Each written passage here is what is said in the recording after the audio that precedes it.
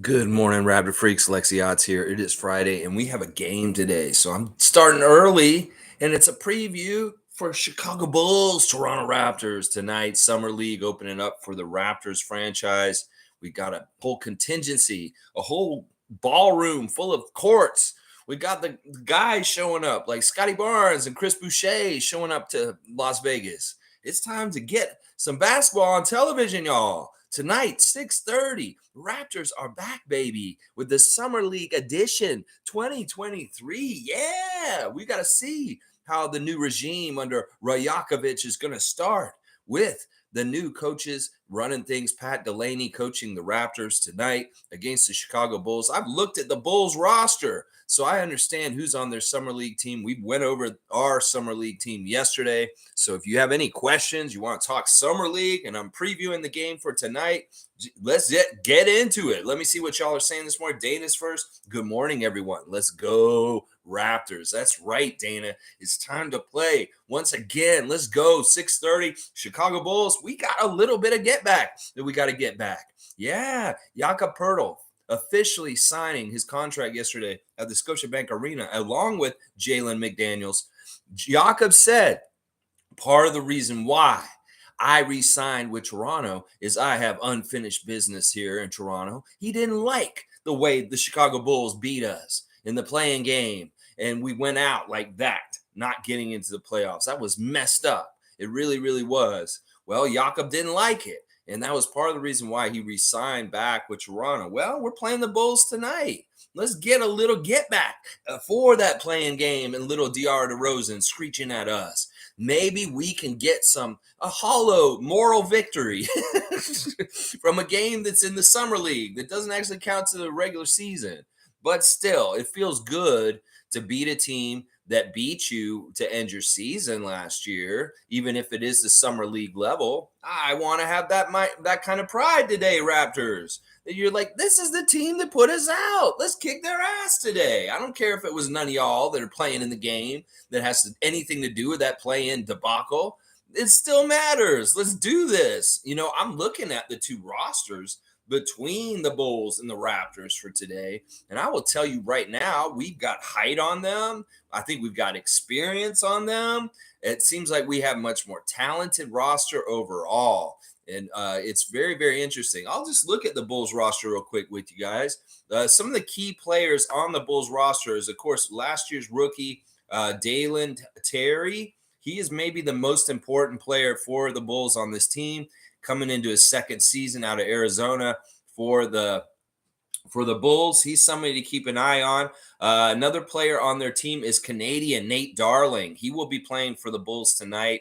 He played on the Ontario Clippers in the G League last year. That is Nate Darling, Canadian Nate Darling, playing against the Raptors tonight. Also, former Raptor Daniel Oturu is going to be suiting up for the Bulls on the other side. He is, of course, one of the replacement players that came in during the COVID times and played for the Raptors when everybody was sick. And it was just like Yuta and Chris Bosh were available. And then they had all these guys just come in at the last minute. So we'll see Daniel Oturu as one of their bigger players. Honestly, they don't have any size. I'm really shocked at how they built their roster. They have one guy that's bigger than Daniel, Jonte Porter, but otherwise there's not a lot of size on the other side. We should see some very interesting stuff from Moses Brown and some of the longer Summer League Raptors because of this. There's an Estonian guy on the Chicago Bulls Summer League roster, Henri Drell, who has played for the Windy City Bulls in the past also. That, for me personally, is cool to see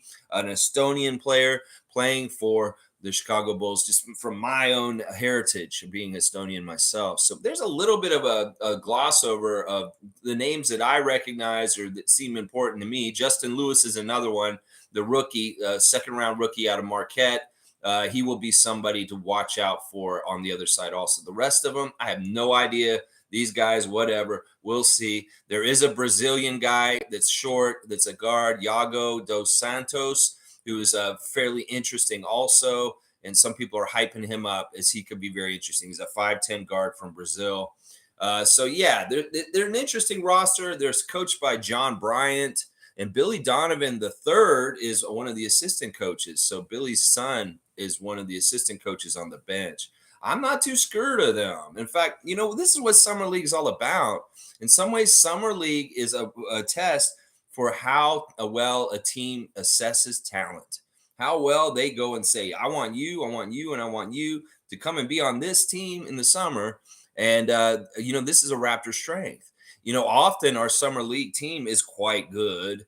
And it says something about the way we have an eye for talent, the way we have an eye for like looking for people. And also it speaks to the prestige of our franchise. These guys that come to summer league, they have options. They could go sign up with the Lakers summer league team. They could go sign up with the Bulls summer league team like we're facing tonight. Well, if you ask me, there's more prestigious names and more interesting names on our summer league roster than the Bulls summer league roster. And that may indicate how attractive it is to come to these two particular teams. I would say that, and I'll argue it till I'm blue in the face, that the Raptors building good summer league teams is a testament to how attractive our team is to be working with, and also a testament to the great eye of Bobby Webster, Masai Ujiri, Dan Tolzman, Teresa Resch, and the rest of the front office.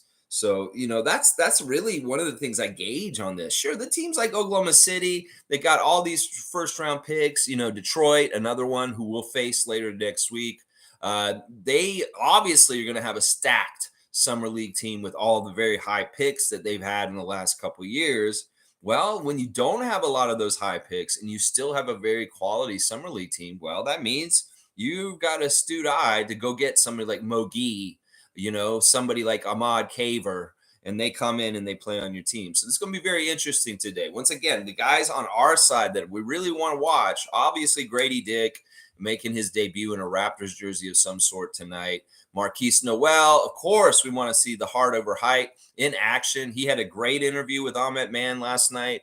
Very humble young man, and he is very serious about playing for the Raptors. In some ways, he feels like it's his destiny, wearing the purple with the K-State team he was on, and now he's ready to come and wear red with us. He said his favorite color is red, y'all. Marquise said his favorite color is red, y'all. So let's go, Raptors. Marquise Noel, make your Raptors debut tonight. Y'all, fun fact, Marquise Noel's birthday is Christmas Day 1999. So, his last name being Noel, Noel, Noel, Noel, Noel, it really fits because he was born on Christmas Day, y'all. And, it's not like they named his first name Noel because he's born on Christmas. That's his last name. So his whole family's Noel, and he just happens to be the one that was born on Christmas Day. That's pretty cool. And guess what? That's a little bit of a preview for what our Christmas Carol might be this year. Yeah, the Raptor Free Christmas Carol will be coming out on Marquise's birthday, and it'll be in honor of him this year. That's right, baby. That's right. I've already figured that out. Other guys, I really want to watch Kevin O'Banner. He is very interesting, very, very interesting wide body and some good three-point shooting for his size. Obviously, people are going to really want to watch Moses Brown, but I really like Mogi. Mogi is the pick that I have of the outside shot to maybe possibly make our team just because he is a Vision 6'9". He does have Chris Boucher's three-point blocking skills. And he is just a really crazy athlete. In some ways, he is just like that unicorn that Chris Boucher is with his body type, as far as with the length in his arms. So keep an eye on Mohamedou Gueye tonight. That is my man. Out of all the guys I looked at for this team, he was the one I was like, holy crap, this dude actually. Yeah, watch him. Mogi, baby. Mogi. Yeah, Trevor J's here. Good morning, Raptors family. Let's go. Chomp, chomp, chomp, chomp, chomp. Chomp, chomp, chomp, chomp, chomp. Yeah, Trevor J. His words of wisdoms this morning with Trevor J. right here. Careful how you treat people because what goes around comes back around 100 times. Come because laugh and cry lives and cry lives in the same house because laugh and cry lives in the same house. Wow. Trevor dropping the words of wisdom. I agree with this. What comes around goes around.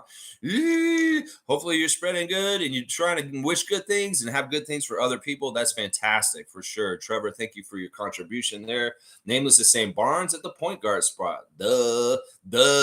Well, this will be a Thursday think tank coming up this summer at some point. We're going to just have to look at the point guard position for the Raptors this season coming up.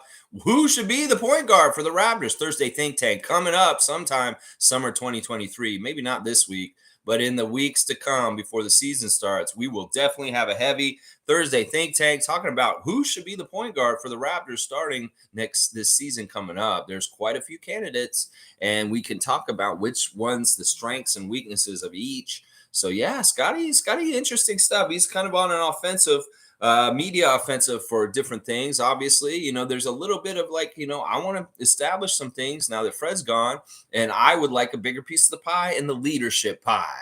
And Scotty is definitely taking a stake and putting it in there that I want to be that dude.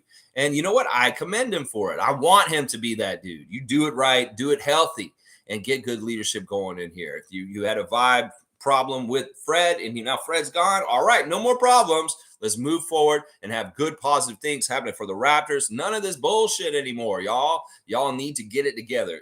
If Coach Rajakovic is a very good leader, he will keep this ship sailing smoothly through all kinds of stupid bullshit. None of this kind of stuff happening with our team like last year did. That's right. That's what I got to say on that.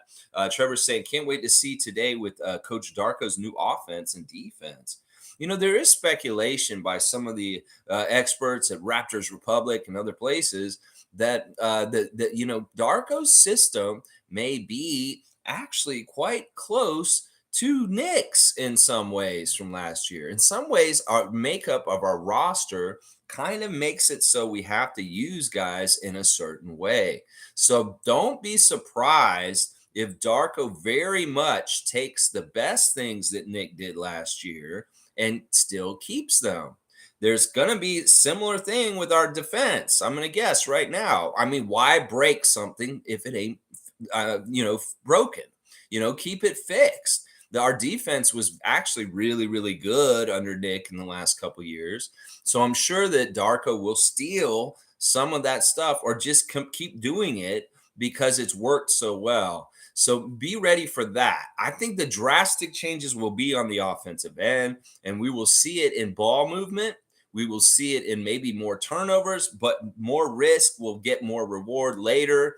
It's just that maybe initially we may have a higher turnover rate than we have in past years recently, but that daring to pass the ball and share the ball, and that will be part of the price to pay to get more better synergy and chemistry and ball movement around the players. Well, there may be a few higher turnovers. So I'm expecting more ball sharing because they're all saying it. They love that he is all about everybody gets the ball and that he did that in Memphis. So that'll be the biggest difference between Darko and Nurse, I'm guessing, is that the offense will be more cooperative and not so isolation and not so like, what we've been doing with Pascal and Fred as far as them just dribbling and just shooting, none of that. We'll have movement. We'll have guys moving off the ball. We'll look for each other. We'll look for cutters. We'll play two-man games, all that kind of stuff that we really wanted last year, but Nick stubbornly did not do very much. So the differences will be on the offensive end, I'm going to guess. And the defensive end may look very similar as we've done in the last couple of years. So let's see what else y'all are saying. Cool Cat is here. Good morning to Cool Cat, making it at time. Cool Cat didn't have a meeting or anything going on. Good to see Rider Free Cool Cat, one of the best. Scotty Barnes, Twitch family, 2022 forever. That's right. First summer league game. So excited. I know. I had trouble going to sleep last night because I was like, I want to watch Raptors basketball. Well, Lex, you only got one sleep till it. It was kind of like Christmas night for a little kid and getting up on Christmas Day. It was like, I can't wait to get up on Friday because I know I'm going to get to watch the Raptors play at 6:30 at Cox Pavilion in Las Vegas against the Chicago Bulls in the Summer League. I'm all about it. Nameless is wondering Is DR going to be at the game tonight? Well, listen, let me tell you real quick just something I know about Vegas, nameless. There are a lot of places in Vegas where minors are not allowed because, it's casinos and bars and nightclubs and stuff like that where people are drinking or they're gambling. And in a lot of cases, these kids ain't supposed to be in there. So, there's a lot of areas in Vegas where DR is not welcome as a minor. So, I'm hoping. I don't think DeMar is there. Let's just put it that way. I don't know if DeMar is actually there. So I don't know why DR would be there. So I think it's pretty safe, nameless. But hey, I understand your trauma and you want to make sure. I get it. I get it. I totally get you want to make sure. Josh Monroe saying the Raptors reportedly expressed interest in Io, who plays guard position for the Bulls. Do you think they can get him with the vet minimum, or should they try to trade for him? I don't know. I don't know if we need him at this point. I really do feel like we've got like 4 or 5 possible candidates to be our point guard at this point, and I kind of want to shuffle through those guys first and see who should be with what we got. Io's still a young player. He's only in his second year or something like that, and I don't know. I like him. I wouldn't mind him being in a Raptors jersey, but I don't want to give anything up for him. I definitely don't want to trade to get him. And I don't know. I do not know about this, Josh. If they do the move, well, that means they wanted him. But I wouldn't hold your breath. And in some ways, I still think Chicago does actually very much value him very much. I know that he has a very strong personal connection with DeMar and that he's kind of his vet and that, they interact a lot very closely. So I don't know if they do it. Well, then they wanted him. Otherwise, wouldn't hold your breath. I don't think this is going to happen. I think that we've kind of gotten our point guard in Dennis Schroeder, and we're going to kind of go with what we got. Everybody's forgetting about Malachi. Malachi is very much the incumbent point guard for our team in some ways. So let's see. Raps Love saying exactly. You want it, you take. OG needs to do that way too. Yeah. Listen, you want something, Scott? You want to be? I've got something here on Twitter saying Darko Rajakovic on Scotty Barnes. He says he wants to be the defensive player of the year. This is his great ambition. We heard Scotty say this on Twitch last year. In fact, he was weird about it. He was kind of like asking us, should I go for all NBA or all star, or should I go for defensive player of the year or defensive team? What should I go for? Most improved player? What should I go for, guys? And the Twitch family was like, Scotty, you should go for all-star. We were just answering him. And he's like looking at it all. You know what? He kind of decided for himself. He said, you know what? I want to be the defensive player of the year. It's what he came to the conclusion in that moment. And he said it a couple times last year in interviews is I want to be one of the top defensive players in the league. Well, OG wants that too. And that's very interesting that could rev up a competition. Not that it's a toxic one, but a good, like, push each other up in your competition as far as how good you can be on the court between OG and Scotty, because they both want to be defensive player of the year. I love this Raps Love. This is right. You want it? You go take it, Scott. You want that, OG? You go take it. If you want more playing time in a bigger role, OG is right there for you. It's not like they're saying, no, you can't have it, OG. You just go pick it up off the ground and you take it. That's all you got to do, OG. And Scotty, you want to do those kind of things? You want to get accolades and stuff like that? The world is yours to take. So you guys just go take what you want. Be selfish if you want, but not on the court. Be selfish in what you want as far as like you want accolades, you want to be more known and stuff like that. But don't be selfish as a teammate and the way you act on the team. That's the only thing I'll say. Thanks for being here, Raps Love. I'm a fun guy saying everyone's saying the vets were the problem. That's the emphasis in the whole Raptors media. Mostly Fred, though. Pascal isn't that type of person. Youngins love Pascal. I don't see how Pascal's personality can make you really hate him unless you're a racist or something like that. Yeah, Pascal's really not an abrasive person. And when you talk to him and you kind of like, you know what, this dude getting what he's getting is really awesome because he's just a fantastic human being. And I love how successful he is in the level he's doing things. And he's done it the right way. So you can't help but like feel good about Siakam and his accomplishments and how he's done what he's done in his career. In fact, that's an immense respect that Scott has for Pascal in that kind of way. He very much looks at Pascal as like somebody who's doing it at another level. above him, and that he has to honor and respect that for sure. And I love that. I love that about that. Yeah, the media spins in this past week with the Grange article are toxic, sure, around our fan base.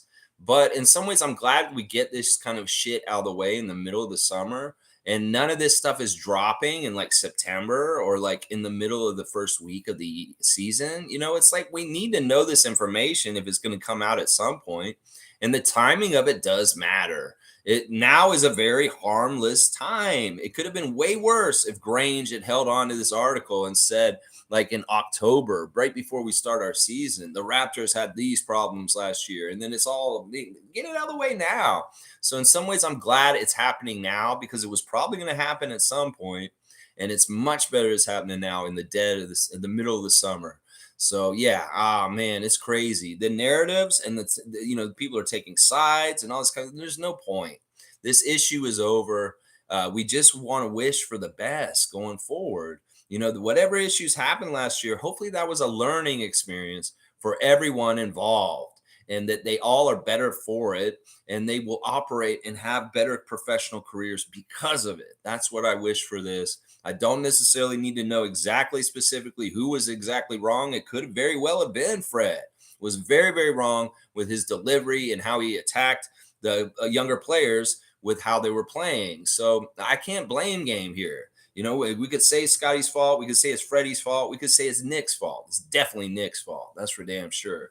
So at this point, it doesn't matter. It's over and done with. We want to move forward and hope that everything has been cleaned up and cleared up a bit better so that the team's in a healthier place with its culture and getting along with each other. So in some ways, this article by Grange this week, it's great. It kind of shows more of what happened, fills in more of the answers of the questions we have. But also, thank you for doing it now instead of waiting till like right before the season or in the middle of the season at any point last year. So in some ways, that's the way I look at it. Raps Love saying the vets, hang on. Yeah, the vets told them how to win, and the young guys were crybabies. I know. In some ways, I don't like this. Seriously, it takes something to win. You got to go above and beyond. And in some ways, that's part of the toughness is being able to take criticism, is being able to listen to your vets when they say you need to go play harder. You need to go do this better and stuff like that. Now, if somebody had a personal problem with Fred and they didn't like him doing it himself, and they kind of tuned him out, well, that's a problem in some way. So let's see. Fun guy saying, Raps Love, I highly doubt that. Laughing my ass off, considering we were a lottery last few years. Well, no, we've been winning with I don't, listen, Fun guy, you can describe us as a lottery the last few years, but that's not accurate. We were a playoff team the year before, and we very much should have been a playoff team this past year, but we had all kinds of internal problems. And honestly, the fact that we had it so bad as we did, and we still ended up 41-41, I don't understand how people can't think that we are going to be way better this year without a whole bunch of toxic mess on the team. The fact that we were mired and anchored down by the heaviness of all the not getting along, and the way that we ended the season was actually super impressive, y'all. If you think about it, Jakob talked about it yesterday in his press conference. At the end of the season, we started to kind of get it going. They had won way more than they had been losing in the last couple months. In the end, they did kind of shit the bed against Boston 2 games in a row and went out with a thud. But if you really think about how we did this year in 2023, the calendar year since January, our winning percentage was actually really, really good. So I think this is disrespectful to say that we were a lottery or a losing team. That's actually not true at all. It's just that with everything happening, like Jakob said, injuries, not being able to find our rhythm, things being all weird and kind of in weird places, it was really hard for the Raptors to get consistent last year.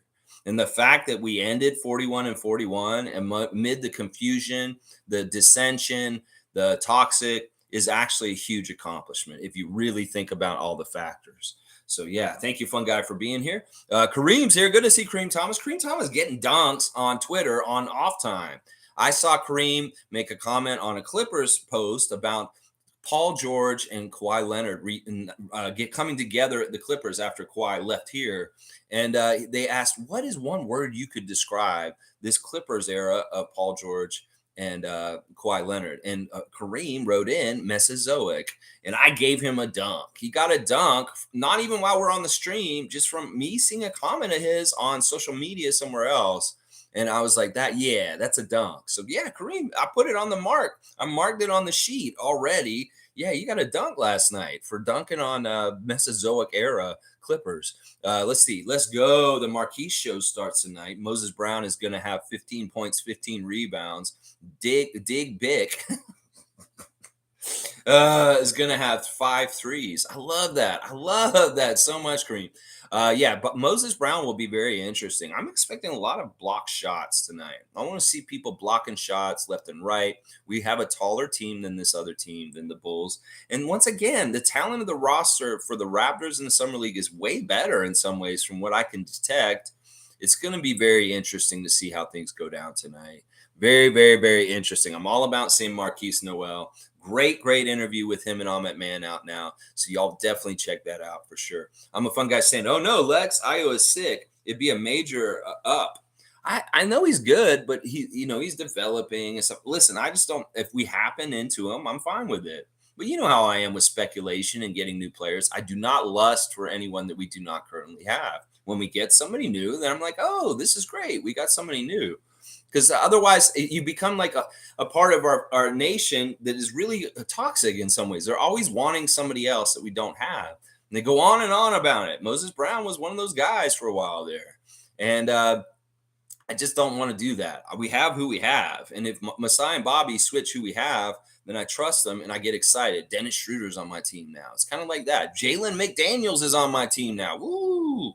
Speaking of him, he had his press conference yesterday, and he was a well-spoken young man. It's very interesting. We found out yesterday that Jalen McDaniels has known Malachi Flynn since the 5th grade. They grew up in the same hometown. So there is a very much a closeness and a friendship between Malachi and Jalen McDaniels from when they were younger. This is really kind of in some ways portends that Jalen McDaniels showing up, the linkages with Malachi, that Malachi may have more of a bigger role on our team this year for sure. You know, the San Diego guys are going to be very interesting to see. San Diego State guys are going to be very interesting to see together as a team. I don't think they played a whole lot together themselves, but there's a connection there. And that's very interesting to me. Jalen McDaniels very flattered. The Raptors wanted him, and he was like saying, it's really great to feel wanted. And I'm really glad to be here also. In some ways, I think he was shook a little bit by Philly and the way they treated him on the way out.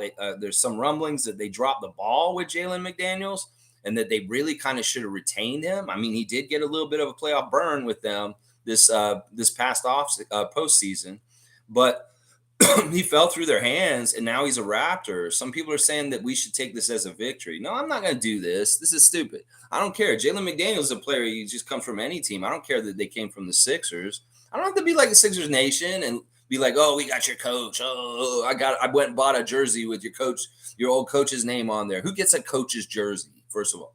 But I'm just saying that I don't look at this as a victory over the Sixers. If y'all messed up and this guy fell out of your organization and we just happened to catch him, that's great. That's great. And I love the Vision 6'9" of him, the versatility of him.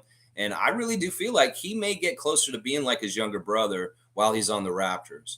You know, he is the older brother, and they're not twins. He has been in the league a little bit longer than his younger brother, Jaden, who plays for the Timberwolves. So we'll have to see how much more Darko unlocks this guy. I think that this is going to be a big word with Darko is unlock. He unlocked a bunch of Grizzlies while he's in Memphis. Well, he's going to be unlocking Raptors. And I want to see how he unlocks people, like unlock them, get them all even better on the court. Jalen McDaniels, I want to see that. Yeah, it's going to be interesting. Wayne Strainer saying, listening to Scotty's interview reflects an immature mindset, and it's okay he's only 21. His answers to questions weren't incisive or deep. Listening to Noel was different. He was mature and articulate. Very interesting observations by Wayne Strainer.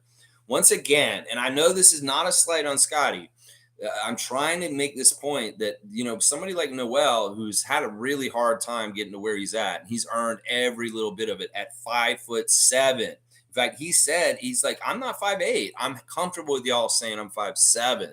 So he wants to go even shorter. In some ways, if you're already that short, there's a prestige to it. You might as well make it as short as possible. 5'7" was Spud Webb's listed height. So, yeah, go in there with the prestige of being even shorter. Don't tell me he doesn't want them to say he's 5'8". He says, go ahead. I'm comfortable with you saying I'm 5'7". You want to list me at 5'7", you go ahead. Yeah, because in some ways I get it. Muggsy was very impressive being at 5'3". So, 5'7", you want to be 5'7", Noel? You're 5'7". And in some ways, that is the exact reason why that you may have detected the differences in there. Scott is a smart kid, but in some ways, he's naive. He's very naive. In fact, I saw it on the Twitch. He's very naive, and he means well, and he wants to seem very, very intelligent. He is in some ways. He did algebra with us on the Twitch stream for a little while. It was really interesting. But in some ways, he is still naive in some ways. And those are the tough lessons that are going to be tough. Like, I don't want to hear in a memoir from Scotty Barnes in 15, 20 years, something like Tracy McGrady wrote or Chris Bosch about their regrets about their early part of their career. Like McGrady said, I regret leaving Toronto and not realizing that I could get along and coexist with my cousin Vince Carter when we played on the Raptors. That may be Tracy's biggest regret from his whole entire career, is not figuring out how to make it work with Vince here in Toronto. And I don't want Scott to have anything like that from his younger days and decisions he made while he's young right now. That I don't want to hear in a book 15 years later, I really regret how I handled the situation with Fred VanVleet. Seriously, I don't want to hear that.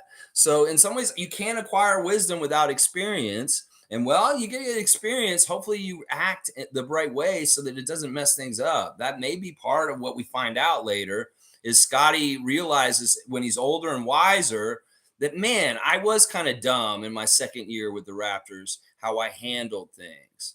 I hope that happens someday, but I don't know if that's exactly what happened exactly. But in some ways, I could see where this could be possibly part of it, that he may grow up and he'll be like, holy shit, I was such an idiot that year. That could very well happen.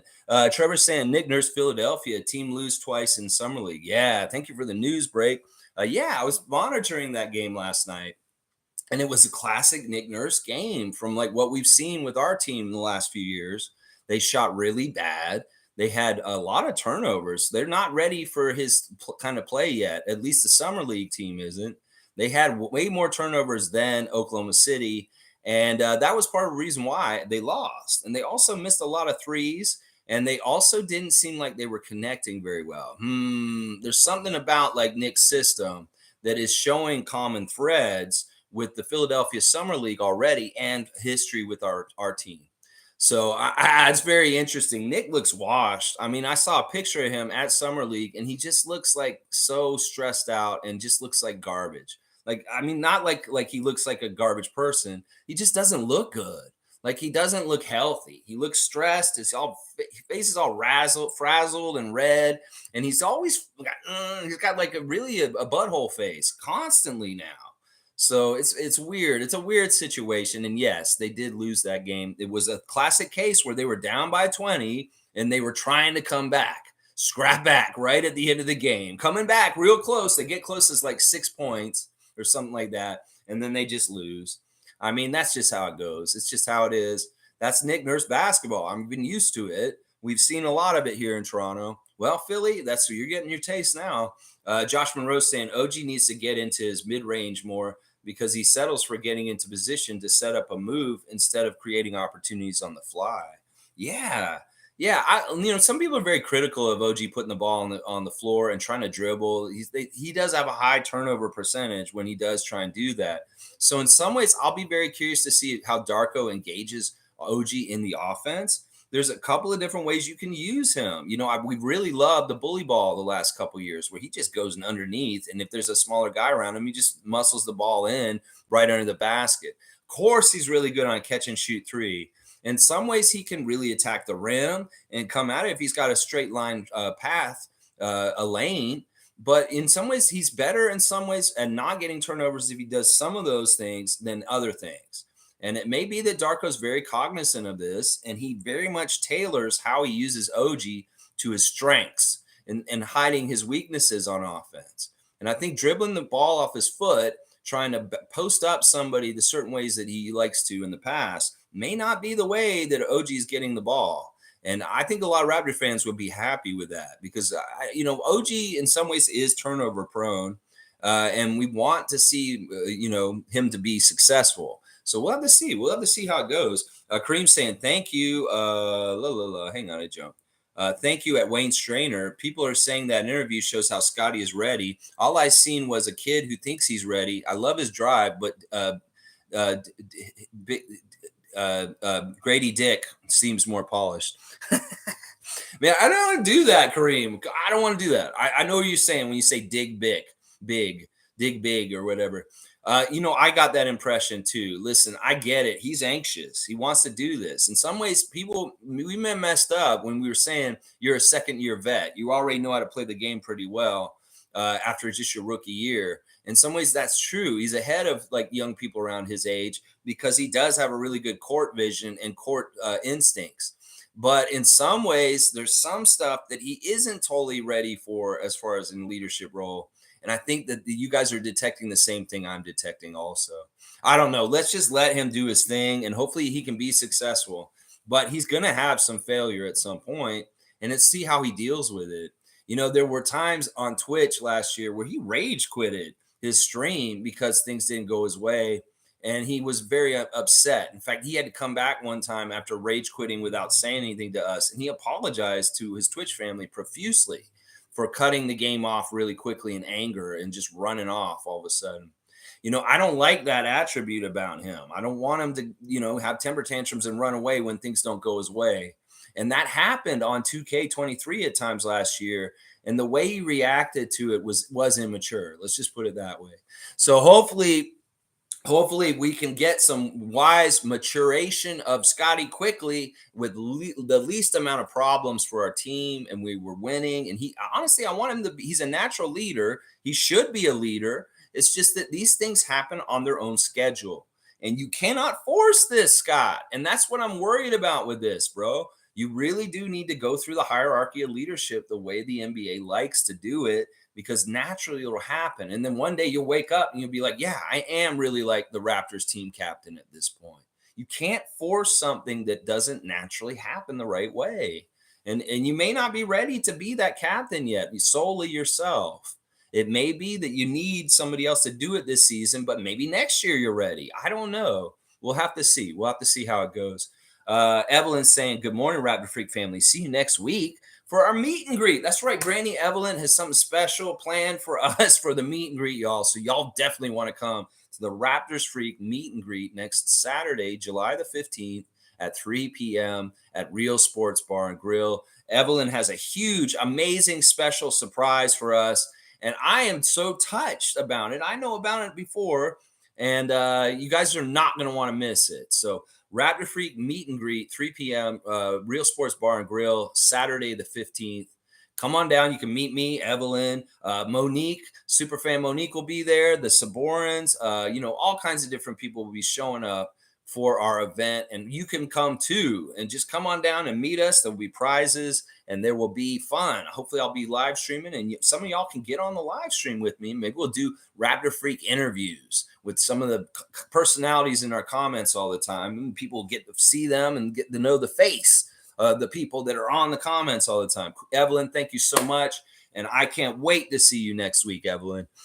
Cool Cat saying, I listened to Grady and Marquise's interviews. Great, insightful interview. Looking forward to the summer league. I feel bad for Fred. Can't blame him. He worked hard to hand over control. Rockets will benefit. Yeah, we'll have to see the effect of Fred on there. In some ways, it's very interesting how his leadership is very much in question. Some people are saying he's too egotistical as a leader, and that may be a problem. Well, let's see how it goes in Houston. If these Fred haters are so right, he should have a problem in Houston just like he did here in Toronto. So we'll have to see if there's any credibility to these allegations about Fred and his leadership and his ego. Well, let's give it a test in another market and see how things go with him there. I feel bad for Fred too in some ways, because I don't feel like all this is totally justified towards him. Just like I don't feel like all this is totally justified towards Scotty. I really wish that there was nobody that was kind of getting shit slung at them or any kind of way or anything. Y'all may be like, well, you just slung shit at Scott. I'm trying to be fair and just trying to kind of go through this thing like in a way with trying to figure out where the problems are and fixing them. And I don't know for sure what the problems were for sure, so I can't specifically say. So I just hope that the problems get fixed somehow, some way by Bobby and Masai with what they do with moves. And if Fred's gone and that helps solve the problem, that's what I'm all about. I just wanted to solve the problem. And the more I think about Fred leaving, I'm not as scared. Like when it first happened, it was kind of a crashing down kind of moment when I saw he was signing with the Rockets that evening on free agency Friday. I really was kind of like, oh, fuck. And I felt it real hard. And I had been very upset about it. But now, what helped me was listening to Jakob yesterday. Jakob said, listen, he said, we talked a lot about what we were going to do, him and Fred. And I decided I want to come back here because this was the best situation for me. He said he could have gone to San Antonio, but he recognized that the Spurs situation in the next few years isn't the best one for him. And it probably has a lot to do with Victor. So he wanted to come back to Toronto because it made the most sense, and he had unfinished business, and his loyalty, and he kind of probably already had a handshake agreement that he would do this with our guys, and he came through with it. So that's fantastic. But the thing that Jakob said yesterday that I really love is he's not worried about replacing Fred. He's not scared of this. He's like, yeah, Fred's gone now and it'll be different. And I like playing with him. And obviously we have a natural chemistry that's really, really good. And I enjoy playing with that. But I'm not worried about replacing him, is what Jakob specifically said yesterday. So if Jakob, his intelligence, him being in the middle of it, him knowing Fred, him knowing this team, he's not worried about it. He has faith in the point guards that are still here on this team. That made me feel a lot better. And the more I was thinking about it, it really is in some ways Fred's departure is an addition by subtraction. As much as the detractors of Fred are like toxic at times, in some ways they're right. This is going to be a big opening up of opportunity for all these guys with so many shots and so many minutes opening up for somebody else to fill in those spots from Fred. And, that's a really good thing. We could discover a lot of amazing things because of that. So I will admit when Fred's toxic haters are right that, Fred's departure will help open up things for Scotty and OG for sure. So we'll have to see how it all goes. But yeah, Jakob's making me feel better about things. You go watch Jakob's interview. He's very matter of fact. And they asked him very pointed questions like, did you have a deal from San Antonio? And he's like, yeah, but I had to think about everything. And Toronto was just the best place. He loves being in Toronto, first of all. You can tell. And some of it is that Jakob really trusts Masai Ujiri. And, that is a big part of why he stayed here. This is another reason why people shouldn't be talking about wanting to fire Masai. He has a certain level of quality and trust with some of these guys. And, the things that he's done in the last 2 years with Jakob and Thad Young, those were handshake agreements where they could become free agents in the summer and totally screw over the Raptors. Totally screw over the Raptors. Thaddeus could have done it a couple years ago, and Jakob could have done it this summer, but they didn't. So that speaks to kind of the handshake deal or the honor and the loyalty or just the respect between Masai Ujiri, Bobby Webster, and these players. So that's interesting to me right there is because like Jakob may have had a handshake deal. He didn't have to honor it legally, but he did because he's a good person. He's a man of his word. And that's awesome. That's so good. All right, let's keep going. Fun guy saying, I really hope we are better this year, Lex. I believe we will, but Fred leaving has many, many down. Well, just like what I just said, I was down, but now I'm starting to be like, you know what? This is really good opportunity. Without him around, there's going to open up a lot of things for a lot of different people, and we could have some very interesting growth. In fact, if Darko is who he is advertised, we will get like very interesting looks at different guys in much more like egalitarian ways. There would be much more equal across the board than the really like heavy dump all the water in Siakam and Van Vliet's buckets more than anybody else. That hopefully we'll see like more of a balance across the team. Obviously with Grizzlies, John Morant was the focal guy and the main franchise guy who got the most points, but the opportunities for people like Desmond Bane, Jaren Jackson Jr., other players on the Grizzlies to step up and be the best player that night were always there. And, in some ways you feel like the Grizzlies have had a good bench the last couple of years because they utilize young players like David Roddy, Kenny Lofton Jr., Tyus Jones, much better off the bench because they were more egalitarian with how they used them. So I fully expect that as part of the difference with Darko's approach over Nick's is that we're going to see a much more stronger bench for the Raptors this year for sure. So I'm excited about that for sure. Yeah. So I think we're going. I hope we win. I hope we win more too. Fun guy. It is really questionable. And I don't know. Like last year, I had much more confidence in the Raptors going in the offseason. But this year, I can't have that necessarily because there's too many question marks about new entities around our team. And we'll have to see how things take to things. And hopefully, the system just kicks ass and we do see huge success. But there's no guarantees. That's right. Smooth saying, good morning. Do you think Moses Brown can make the team? He doesn't have a jump shot, and since we already have Jakob and Christian, it's a long shot at best, in my opinion. Yes, yes, I really much line up exactly what Smooth's saying here. He's so limited. He can just dunk and do things right around the basket. There's nothing else he does offensively. He can block shots, and he's got a great motor and get up and down the court really quick for a 7'2" guy. There's stuff that is just really cool and attractive about him. But once again, he's got such strong limitations also that it's really tough to justify having him on your team. Now, if he's like at the very end of our roster and he's just like a third center backup, like insurance kind of guy, maybe. But otherwise, I think it's a long shot, just like you're kind of prognosticating with him in the summer league right now. A lot of it will have to do with how good he looks. That's the whole thing about these summer league games that we're going to get to watch starting tonight. It's a debut, it's an audition. Just like Jeffrey Doughton Jr. did his audition. He knocked it out of the park last summer. Let's see which one of these summer league Raptors knocks it out of the park like Jeffrey did last summer. And he just as undeniably has to be on our team. That's exactly what Doughton Jr. did last year. He was so undeniably consistently good and just doing everything right. We had to give him a roster spot. And it was the right move. And look, now we're gonna probably make him a full-fledged roster guy this year. And hopefully he will be a part of our rotation as our backup point guard and be a very, very sound backup point guard to help us out this year.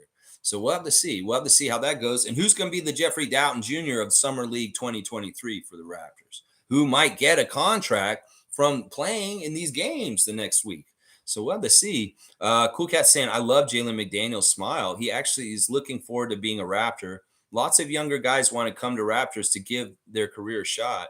His career is interesting because he had his first few years in Charlotte, and that's not a fun place to play. I'm sure that's not a fun place to play. You don't win a lot. The city's not that great. And yeah, so him coming to Toronto is a big deal. He had that little taste of Philadelphia last year and he saw the culture around there and he got to get to the playoffs. That's fantastic that he got a taste of the playoffs. But yeah, Toronto's at a whole other level in some ways, and he gets it. He really much gets it. And you can tell he is happy. It is exciting to see a youngster that enthusiastic about being on our team. Fun guy saying they did, Lex, because they trade Thibault and picks for McDaniels. Sixers fans are so pissed. Yeah, well, the Sixers may do some things good. Like everybody's saying Nick Nurse is a great hire. But they also make mistakes while they're doing good things. This is another case for Masai and Bobby and why they're so great. Our mistake, well, we didn't match an offer that was exorbitant for Fred VanVleet and we let him walk. So be it. In fact, that can't really look at that as a mistake. That was the perfect decision in this situation. And in fact, in some ways, they've now finagled this roster to not have their little short point guard anymore. And they can really do more true Vision 6'9" stuff if they want to, without excluding Fred and having some sort of weird, like, Fred needs to play. He's just too good a player. He's on your roster. You got to play him. Well, we want to go Vision 6'9". Well, he's 6 foot. And we're like, well, that's what I'm saying. While, the Sixers may be re-signing Montrezl Harrell, going to get Mo Bamba, Patrick Beverly. Well, they're losing Matisse Thybulle. They're losing Georges Niang. They're losing Jalen McDaniels. So, it's an interesting thing where, GMs quite often are getting wins and losses at the same time. And meanwhile, I'm telling y'all, the Raptors are getting more wins than losses as far as GM moves. Even when their losses are perceived losses, they're actually very much a very bright silver lining. that makes it actually a win in the way too. Like Fred's departure is a win in a lot of ways, y'all. Some old standing good Raptor fans will be like, "You're crazy, Lex. That's Fred. That's our captain. He was like our heart and soul. He was like the embodiment of Raptor spirit." Well, the time had come. It had expired, and it's time for him to leave, and it's a new era. Well, this opens up for some new things to happen, and this could actually be a big plus because of this, is what I'm saying. So very, very interesting stuff with that. All that. Let's see. It's true. Philly Nation is kind of mix of pissed and okay. And Harden is another whole kit and caboodle in that whole issue with them and how they're looking at their team right now. Fiercey saying, "Good morning, fam. Game day today." Yes, Fiercey. Bam, bam, bam. Good to see you, Fiercey. Twitch family 2022. Scotty Barnes. Yeah. Cowboys saying, "Good morning, Lex and Raptor Freaks." Bam. Let's go. It's game day. Bam, bam, bam. Good to see you, Bradley. Also, Mike is here. We're all checking in now. We got Logical Raptors Fanatic in the house. Check out Logical Raptors Fanatic on YouTube. Always got good stuff.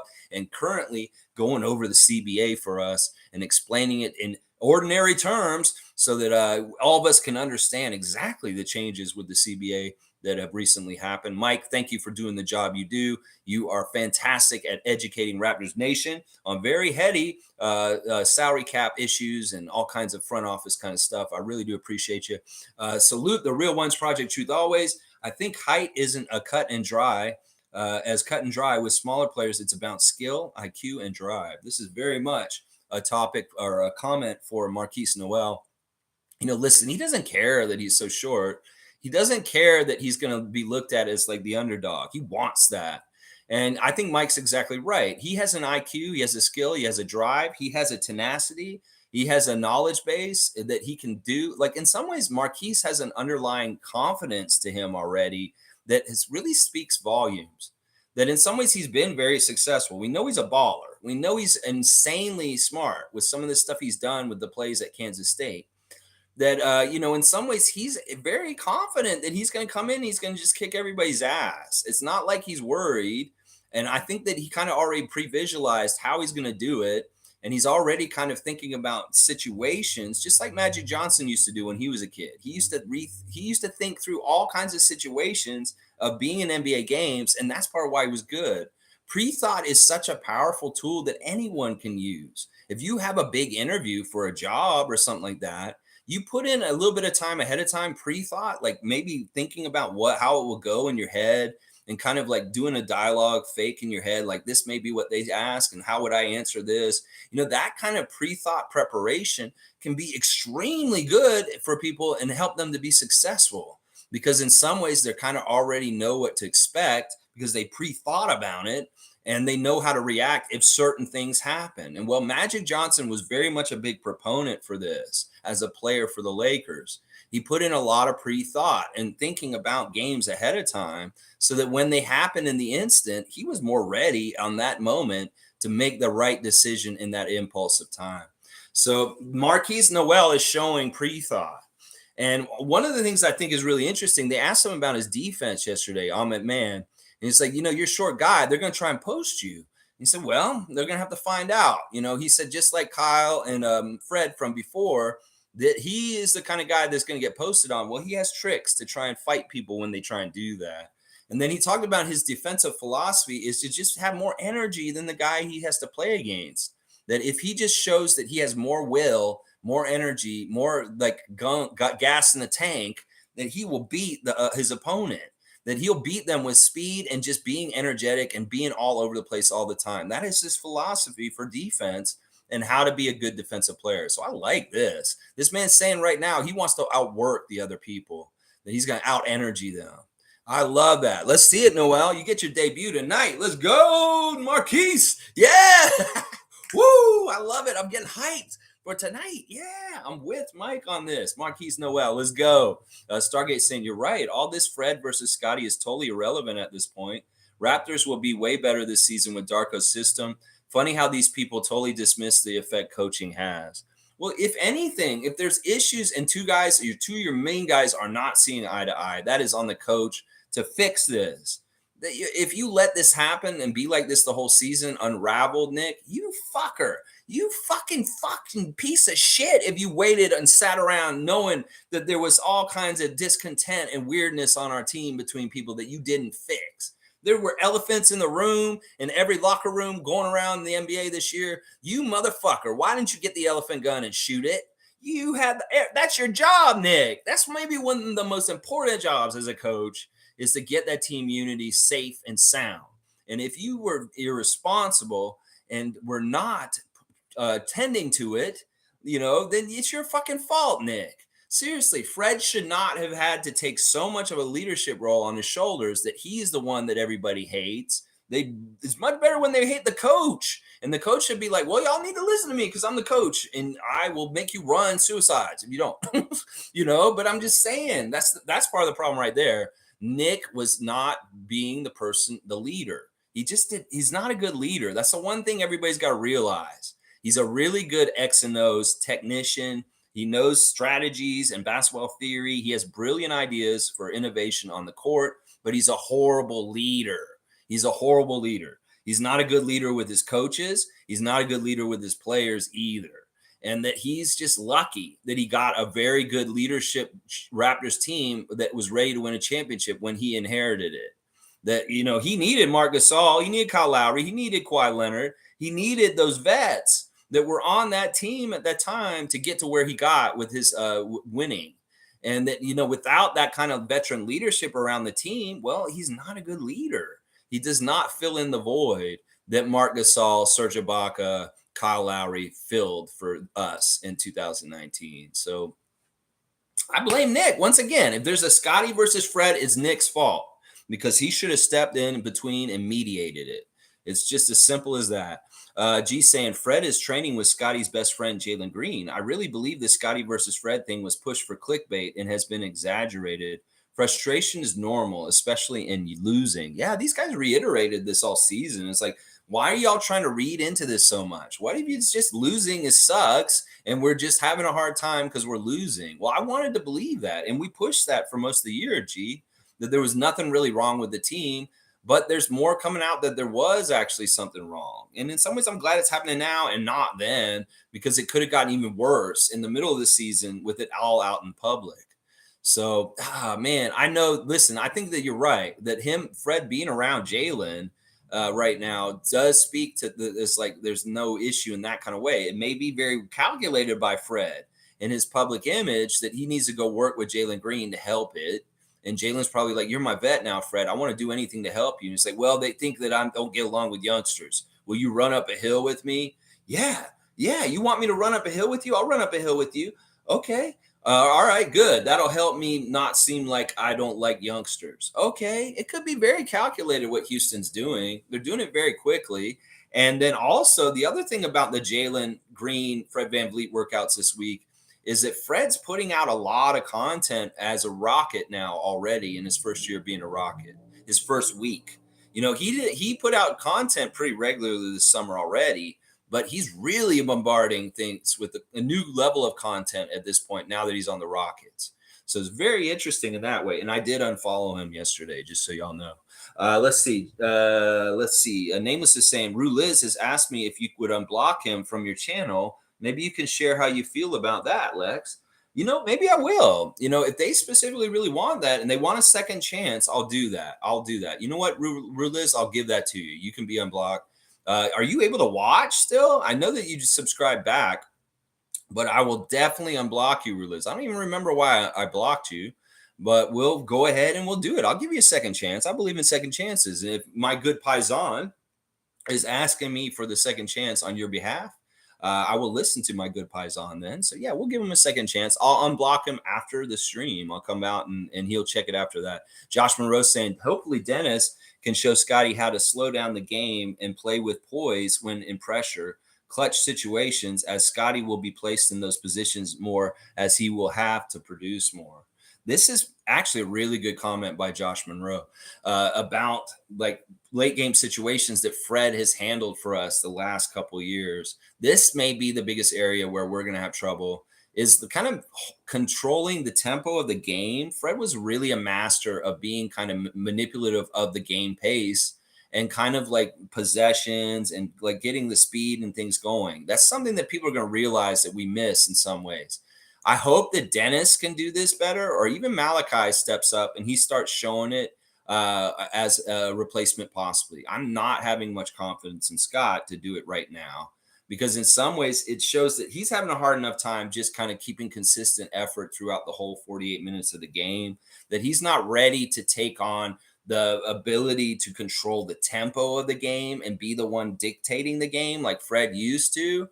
That in some ways, guys like Schroeder and Flynn will have more luck with this kind of stuff or more experience with it already, will be able to do it better than Scott initially. But I may be wrong, and Scott may come in and he may be very fantastic at it this year. And I wouldn't be mad at that. But to me, it seems like it's likely that either Schroeder or Flynn or even Doughton will have to be this guy managing the game tempo and kind of trying to dictate the game for the Raptors. Because that is a huge skill that Lowry had and that he passed to Fred. And I don't know if any of the Raptors on our squad are anywhere near the level of dictating the game as Fred was. And that is something that we're going to have to replace this year. So we'll have to see who's going to be the dude who's going to try and dictate the game and the tempo for us. It could be any of those names I just mentioned. I wouldn't count Scott out. It's just that I haven't seen him do it consistently to the level where it should be him. And right now, I know with Schroeder's experience as being a vet, he may be the most likely candidate. Malachi could, on the down low, behind the scenes, be very ready to do this himself because we just haven't seen him do it enough yet on the court, but he already kind of has it. We just didn't know because we didn't see it. And then Jeffrey, the consistency and the level of play with him is always solid. He may be able to do it also. He did it a bit in 905 last season when he was running that team down there. It's very much Jeffrey Doughton Jr. dictating the pace of games and kind of controlling the tempo for 905 last year. So this is a role on every basketball team, and Fred was for sure doing that for us the last few years. Nako's here. Good to see Nako the Nacho. So happy to have Nako guest with me yesterday on the stream yesterday. So fantastic, Gerald. Thanks again for dropping through, and I hope you do it again. I know you want to, and it was a great synergy, and I really, really appreciated having a co-host yesterday. It was awesome. It's so awesome. Scotty does communicate well for a young player. Grady can keep his cool better. I don't know if that means Grady's more mature. I don't know. I'm not going to go by trying to gauge levels of maturity because everybody is mature in different ways. And some of them don't matter to basketball and some of them do. So yeah, I get what you're saying here. I mean, Scott is interesting. You know, in some ways he's getting a lot of bullshit. Like he is a very good player and he's getting hate like Kobe and LeBron would. So there's a lot of people that just hate him because they know he's good. You know, that's really a lot of the stuff with LeBron is that they, you know, you want to be a hater towards the very best sometimes. And that's part of the hate that Scott gets. And there's a lot of hate that's kind of out of pocket. I didn't even talk about this summer because I didn't want to put any light on it. But the Tony Snell thing is messed up. And the stuff that's happened with not Tony Snell with him and his announcements messed up, but the stuff with Scott connected to that Tony Snell story is messed up. And there is a toxic contingency of NBA fans that are promoting an idea that Scotty is autistic and really ugly, like messed up, like insults towards him in certain ways. I mean, it's really says a lot about the person who's making fun of autistic people more than Scotty in these situations. You know, it is really gross. I didn't want to bring it up, and I hadn't until just now. But this has been a phenomenon that's been happening more this summer since Tony Snell got diagnosed with autism because his son had autism. Well, now everybody's making dumb jokes about Scott, and they're out of pocket and they're fucked up. Honestly, they're fucked up. Let's see. Iceman LeGurban saying Flynn, Tacoma, Washington, McDaniels, Federal Way, Washington, grew up 10 miles from each other, as well as both going to San Diego State University.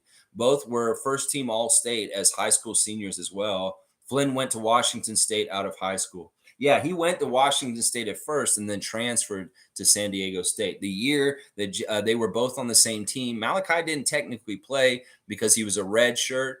And also, this is an interesting fun fact. There's only been 3 players from San Diego State to make the NBA, and all 3 of them, now that Jalen McDaniels has got the Raptors number 2 jersey, have played for the Raptors. Who are those 3? Malachi, Jalen, and Kawhi Leonard.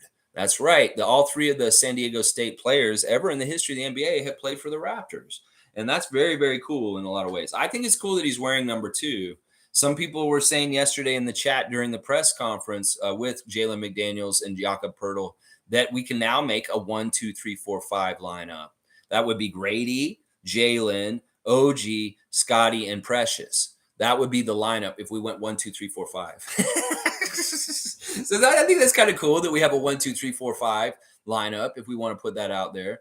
Who would be the point guard? Scotty be the point guard. Grady at shooting guard, maybe. Jalen McDaniels at small forward, and then Precious and OG.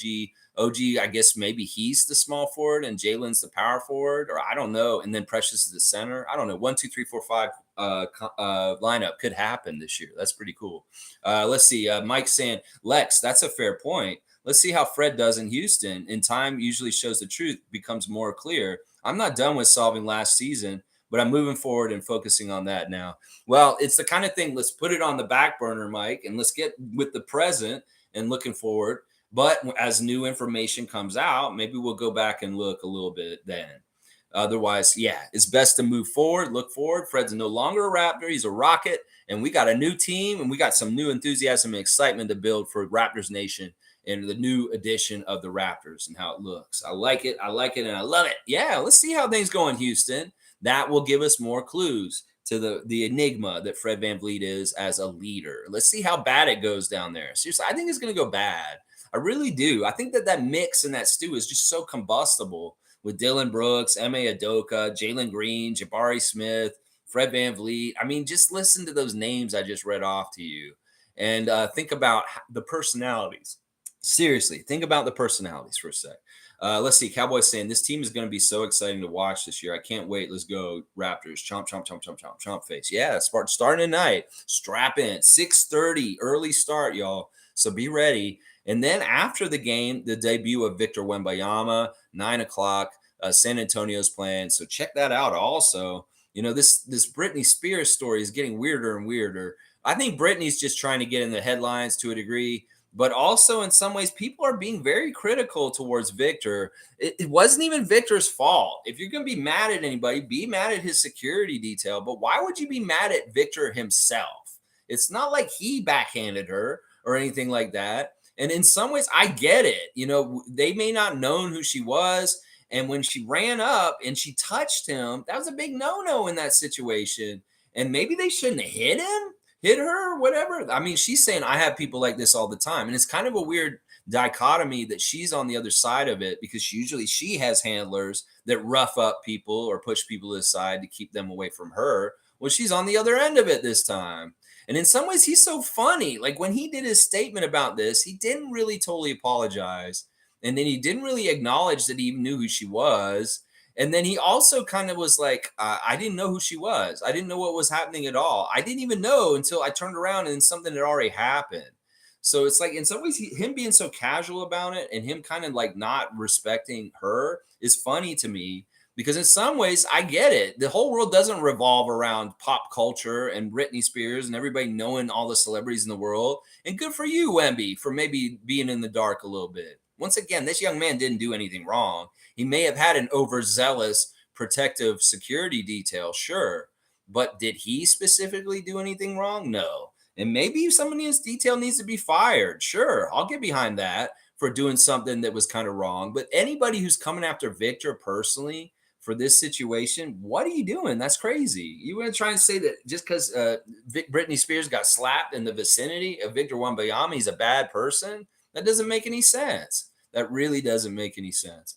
Fiercely saying Jakob leaving would have been a problem as he is a championship piece and key. Yeah, I love that, Fiercely. When he held up that 19 jersey yesterday in the press conference, I said to myself, and I said to the screen, I said, Jakob, you're going to win a championship on this contract. I've said this already a couple times. When Jakob re-signs with the Raptors this summer on a 4-year deal, the Raptors will win a championship during the duration of Jakob Pertl's next contract signing. He signed a contract yesterday for 4 years for $80 million. That's $20 million a year. Well, I still hold by this. I think that the Raptors can win their next championship over the duration of Jakob Pertl's 4-year contract right now. Yeah, so get ready to win another chip, baby, with the dip. in the next 4 years. I'm not going to say this be next year, but let's see how quickly it evolves that it happens in the next 4 years. That's right.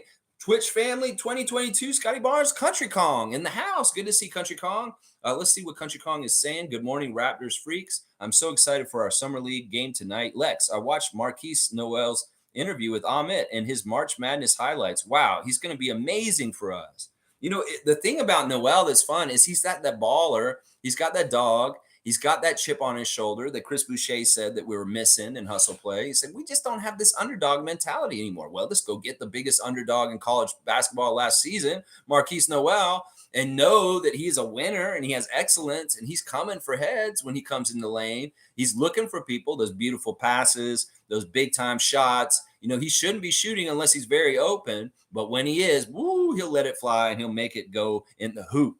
And I'm excited about it too, because this guy's what we've needed. We said we want more guys who can fill up the hoop and are just pure scorers, ballers, guys that you can go down the street and you see on the blacktop.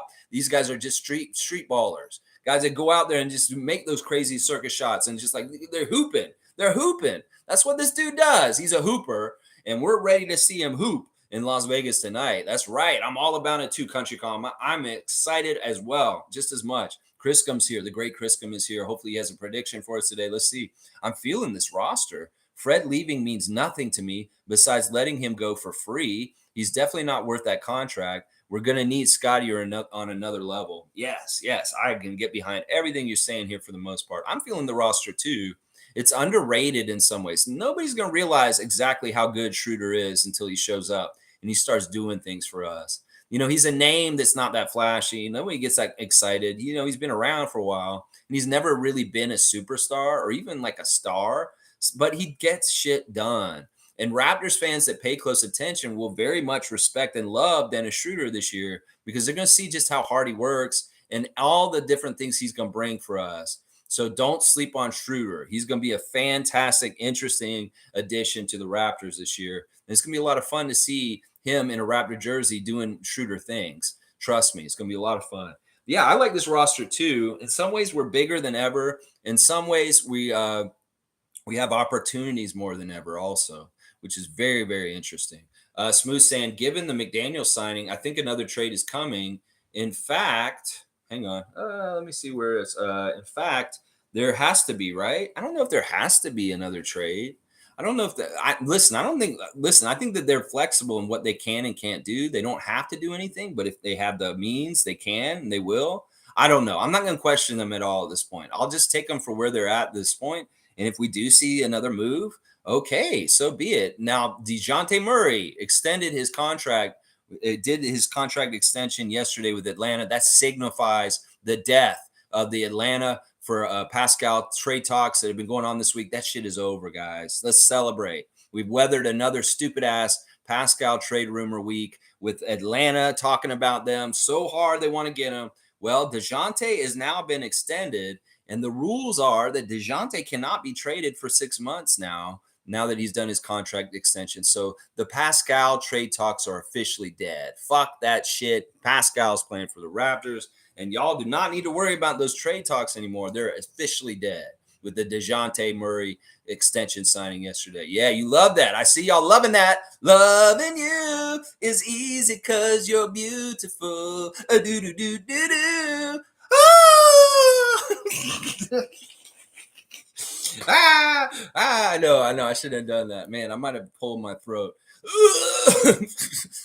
All right, let's see. All right, let's keep going. All right, let's see. Wayne Strader saying, we would love to see a Raptors Summer League title. Oh, yeah. Nothing like seeing our team have the potential to be very good and consistently win games. I'd love to see this. Seriously. Some ways they railroad Summer League in some weird ways. It's not always fair. They can't have everybody play each other. So in some ways, they can very much make it hard for certain teams to win by stacking the odds against them. I've noticed this in past. The year Scotty played in Summer League, we had a very good chance to win, but we weren't in the running because we didn't play specific teams with certain records. So we didn't get to play in the championship game. That was kind of bullshit. And at that time, Scotty was pissed about it. He talked about it on Twitch. He's like, they should have fucking let us play in the championship game. We had just as good a record as I think it was Boston and Sacramento that year that played in the championship game for the Summer League. So in some ways, I'd like us to win Summer League, but in some ways, you don't always get that accomplishment because of the way it's set up, and it's not totally fair who gets to the championship games on strength of schedule and how other teams do. So if you get a couple games against where we're playing Chicago, Cleveland, Detroit, and Brooklyn, if those teams did not do well in the summer league and our strength of schedule goes down, then we don't get to play in the finals game for the championship, even if we win all 4 games. That's the crazy shit about summer league. So it'd be cool to win the title, and of course that means a lot. Considering teams like Oklahoma City, Detroit, other teams have just amazing, like such good teams with so many high draft picks. That if we did it, that would be a huge accomplishment.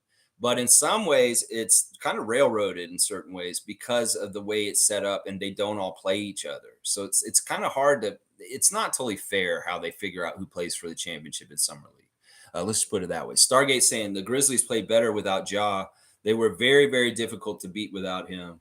There you go. Yeah, that was the one thing. Like he's adding to things, but then when things could get more equal and they don't know exactly which one of the Grizzlies is going to kind of pop up and take things instead, like Desmond Bain, yeah, they can be harder to guard against because it's coming from every direction. With Jakob's signing yesterday, it made me really think a lot about Steven Adams and the Grizzlies. And, usages of Steven Adams when he's healthy and he's not hurt are very essential to some of the schemes with the Grizzlies. They're much better when Steven Adams is healthy. And Jakob is that Steven Adams for us. In fact, I had a flash of him manhandling people just like Steven Adams would. Well, that's going to be a weapon and something that Darko uses very strongly. So nice to have Jakob tied up in that contract yesterday because he is going to be a pillar and a strength for Darko in his system as far as using his strong body and height and everything that he does, his rim protection is all going to be utilized by Darko very much. And I really got that impulse when I saw Jakob yesterday re-signing with us. I was like, man, he's going to be important for Darko. For some reason, I have a really strong feeling that Jakob's going to figure in really, really strongly with the things that Darko has planned for us. He said he talked to Darko a few times. They have mutual friends from the European basketball community, but he doesn't know him very, very well. He does speak highly of him, and he does have friends that know Darko very well. And he said that they all spoke really highly of him. And his first impression of talking to him is he's very smart, and he's very excited to get to work with Coach Ray Jakovich. So, Jakob, you go. I'm really excited about this too. The other thing Jakob talked about yesterday was really interesting is the way he looks at the leadership for this season coming up. This is such a hot topic this week with the Grange article that everybody's talking about it. Scotty talking about leadership in his interview this week, and Jakob, how he sees it. He said, well, with Fred gone, yeah, that was the main captain kind of leadership voice we had on this team last year. Well, who's going to step up and take that void? And Jakob said that he sees himself as being part of it. I mean, in some ways, he can direct guys on defense in certain ways, like Mark used to, and kind of like be a vocal leader on the court.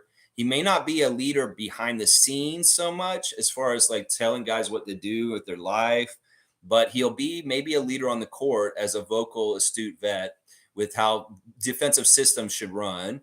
And then he's very specifically named Pascal, Scotty, and OG as the other 3 guys on the team he kind of envisions as stepping up and being the leaders for our team this year. So he did include Scott and very much made him a part of the 4 people he considers will probably be the leaders this year. Himself, Pascal, OG, and Scotty. So that's interesting. That was an interesting comment by Jakob about our leadership for this year.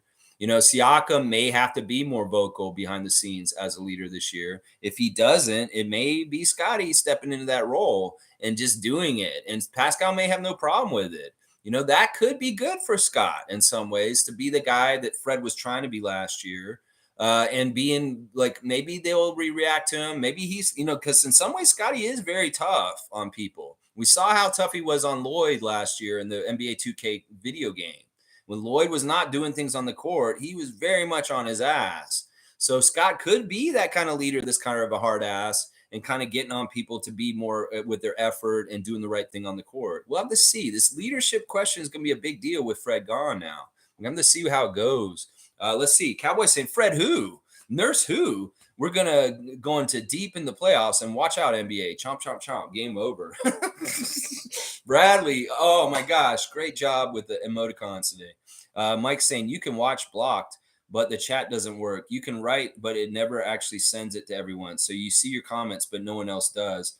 YouTube made it so it's hard to tell if you were blocked. That's interesting, Mike. Thank you for that little bit of detail.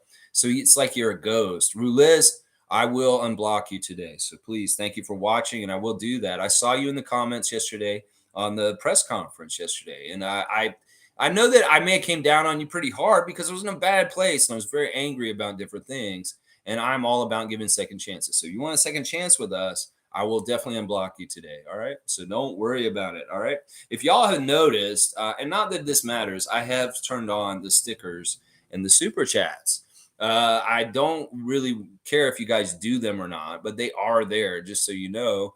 And I'm going to have to ask Tom Duke to kind of help me figure out this whole world of stickers and stuff like that. But yeah, they're officially turned on. But I don't expect any of y'all to do any of this stuff. I don't want you to spend your money. If you have a lot of money, I don't want people spending money on this channel just for the sake of spending money on this channel. Please only do it if you're actually in a very good financial situation. And I don't need the money, but it is there now. I turned it on just to check it and see what's going on with it. But like I said, I'm not soliciting for y'all to actually use it, but it is there at this point, just so you know. Let's see.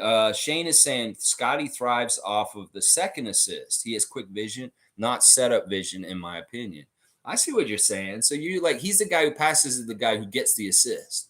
Yeah, I can see that. That's a little bit of a hockey thing too, right? The second assist, the guy who gets the pass, the guy who makes the pass for the assist. Yeah, I mean, I can see that a little bit. It's telegraphing the play a little bit ahead.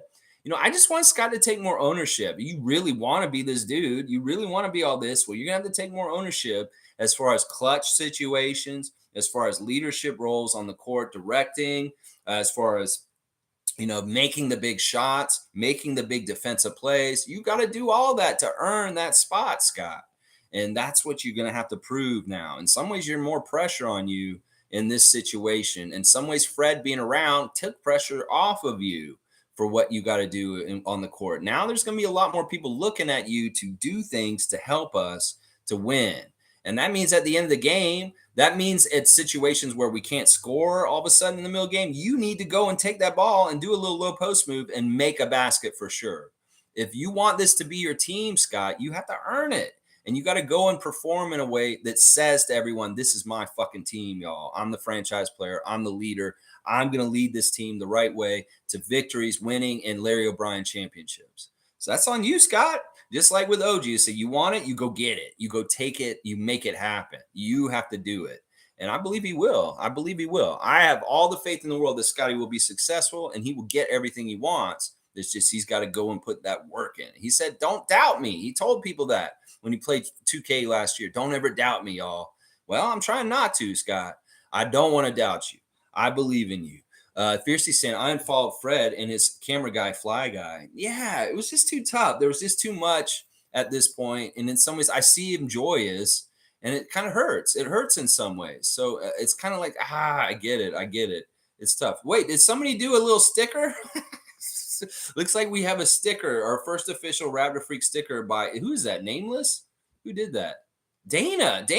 Wow, Dana. Thank you, Dana. Dana's first. Wow, look at that. Dana first.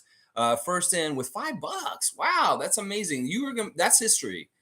You'll be the first person that monetized this channel that put the first money in. Holy crap. Now, like I said, this isn't about anything like this. But wow, thank you, Dana. That means a lot. And I really want to make sure I thank you. And it's really awesome to see your name first in the chat very often in the morning. Canadian Dana. Wow. The first one. What is that picture anyway? What is that? That's like a shocked face or something. Very interesting. All right, let's see. Let's keep going. I'm very humbled right now. Honestly, I'm very, very humbled. Honestly. Mike's saying the para hate towards Fred made doing anything online just more fuel to hate. That's how it works. Yeah, I can see that. If that person does anything, it's seen to be an issue or just dislike. Now in Houston, he doesn't have to worry about it. Yeah, in some ways, I get that. I get that. And I'm not mad at him. It's just painful for me. I don't want to see him moving on with his life. I hate seeing Fred Jr. down at practice with Rockets people, and stuff like that. It's very, very weird. And yeah, I love him. I want best things for him in his personal life. I don't want the best things for him professionally. But I want good things for Fred. I want him to be so successful with him and Darnell and that cannabis business that they're starting up. There's so many different things I want good for Fred, just not with the Rockets. Stargate is saying, I have an autistic family member, and the fact that anyone who's autistic and made it to the NBA is beyond remarkable. And it's not something to shun and look down upon. Yeah, Tony Snell's amazing story, because he was not diagnosed until his son was diagnosed. And he had already finished his NBA career pretty much. His son went in and he got diagnosed with autism. And they said some of the things that his son was exhibiting, he was like, well, I kind of have those traits too. So he went and got tested himself. And he ended up having autism also, and he didn't even know it.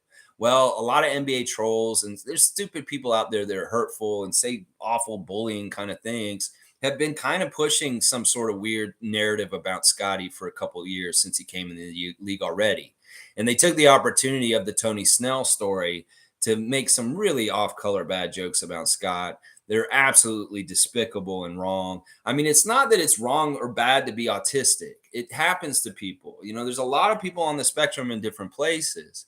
It's just in some ways that, like, it's just not right to be used in some ways like it is the way they're doing with Scott.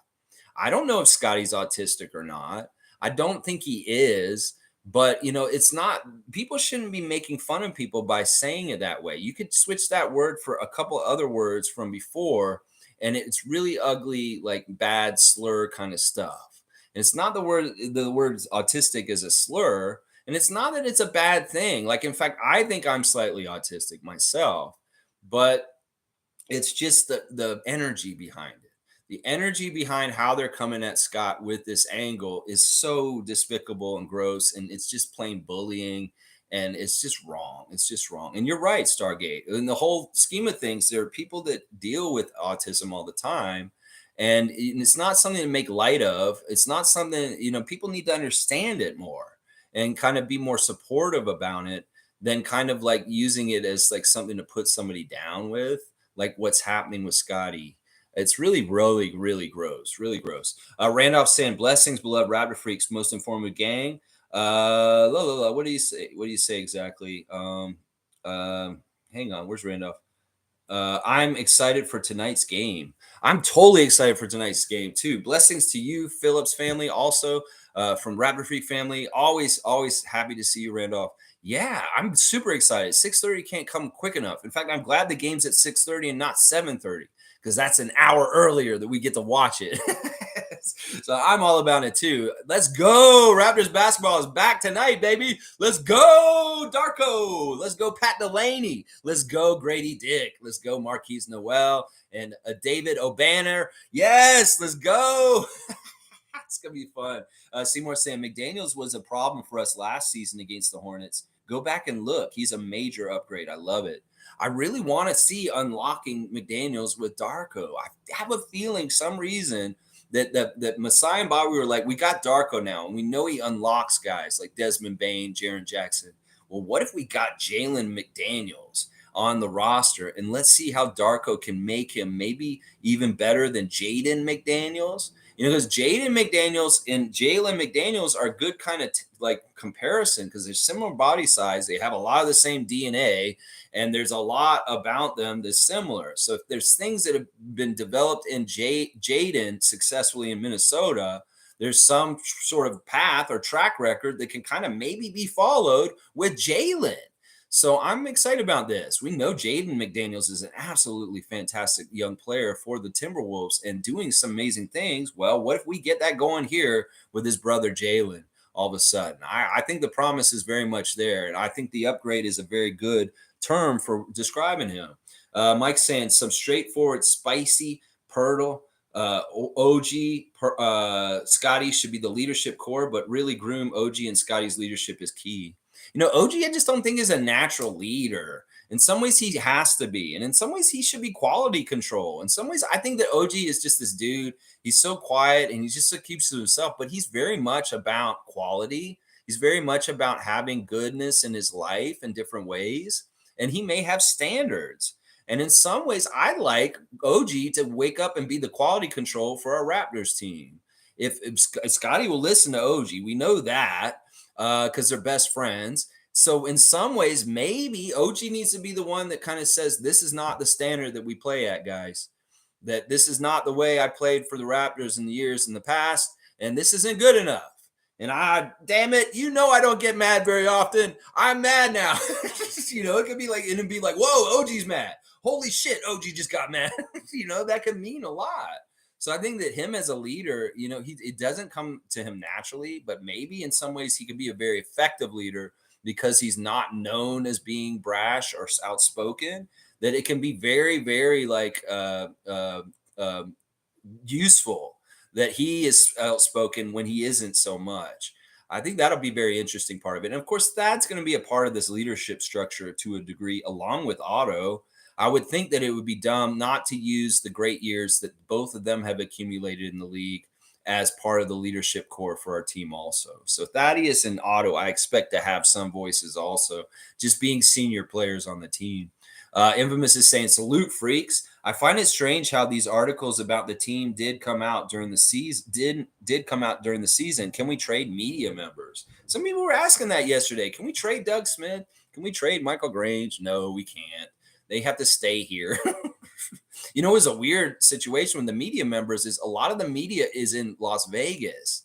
So when they did the press conferences yesterday, we kind of had the homebody media doing the press conference here, because a lot of the youngsters were gone and over in Vegas already, like Samson Falk and a bunch of Raptors Republic people, Savannah Hamilton. A lot of the normal question askers were already in Vegas during the press conference yesterday. So we kind of had the secondary guys who didn't go to Las Vegas. I don't know who's the secondary guys. Are the secondary guys the ones who were in Vegas, or the secondary guys the ones that were here still? I don't know. Maybe old head Doug Smith didn't want to get on a plane to go to Vegas. Maybe he got on the plane today and left this morning, and he's still going to cover the game tonight. I don't know. But it was interesting because there's a split in our media corps, half of it being out in Vegas and half of it being here for the press conference at Scotiabank yesterday with our two new signees.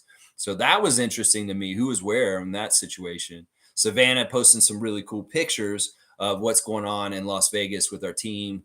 Thank you, Savannah Hamilton, for all you do to contribute to the Raptors culture and information for us fans. Yes, yes, and yes. Seymour saying infamous dunk. You want infamous to get a dunk?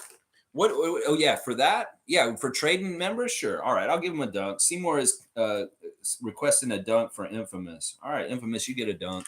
All right, and CC. Wow, thank you, CC. Thank you, CC. CC's always watching, not always commenting, but I appreciate you being here, CC. And thank you. Seriously, it doesn't matter. It all is. That's crazy. That's honestly, I didn't turn it on to do this. I just want to test it. Honestly, it's a weird thing. It's a new thing. I want to see what it's like. I may turn it back off. Honestly, I don't know. We'll see. We'll see how it goes. Seymour saying, wow, the Wembayama's Britney story is going nuts. Yeah, they just want some. Brittany's probably very calculated with her media people that she needs to be in the spotlight. Well, Victor Wembanyama is a huge spotlight. Let's go rub shoulders with him real quick. At least force rubbing shoulders with him. Go rub his shoulder, Brittany. And then you get in the spotlight real quick. Literally. I mean, she wants to get more attention. I don't think she has an album coming out. She doesn't have any music. She hasn't had any music for like 2 or 3 years. So it's not like she has anything to really promote. It's just maybe she just wants to be in the media again or something. I really feel like that's part of it, that is calculated, that Britney Spears just wants her name in the papers. And Victor Wembanyama is a real easy person to get a name in the papers next to. Iceman saying, Canadian Nate Darling played for the Bulls. Fred VanVleet signing still not official. He will go in a sign and trade, giving something back to the Rockets, or will he tell Raptors to kick rocks and sign on the dotted line? Well, there's no indication there'll be any sign and trade. But if there is, I'll be very pleasantly surprised and happy. And I'll be like, well, Fred was a little loyal on his way out and doing something like this. But I have no indication that there's any sign and trade. There's no like talking about anything. In some ways, they don't really want to have anything go away from Houston. They're trying to fill their cap. So in some ways, it doesn't make any sense for them to do a sign and trade. And I would not waste any sleep worrying about whether they're going to make a sign and trade, because it's just not going to happen.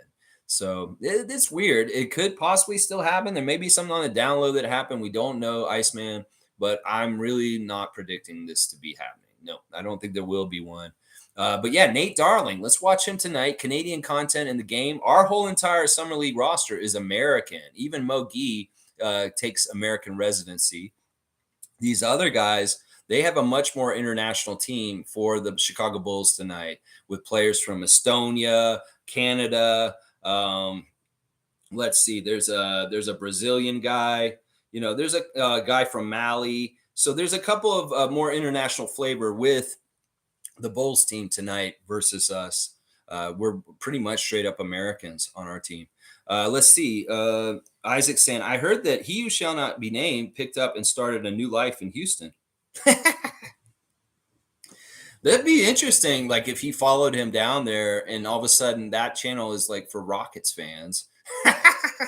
And if he's still doing the same kind of content, maybe that's what it is. Maybe he's like the Joker and he needs Batman to survive. Yeah, I think that might be it. CC saying, laugh out loud. I think I was first. You know what, CC? I think you were actually. If I look at it, if we do the whole trivia rules for who gets in for the answer, you are just slightly ahead of Dana. So, wow. CC, thank you. And Dana, thank you also. But yeah, I guess CC's technically first. Although Dana's such a first person on our stream all the time. I don't know. I think that it is CC was first. That's crazy. PK saying, I can't wait to watch Dick play. Yeah, good to see you, PK. Every morning, 9:30, we're talking Raptors. We'll be back tomorrow morning to react to the game tomorrow. So watch the game tonight, take some notes, and tell me what you think of Grady Dick's debut tonight, PK. And we'll talk about it tomorrow at 9:30 on Saturday, reviewing the game and talking about what happened. Yeah, good to see you, man. And thanks for the sub.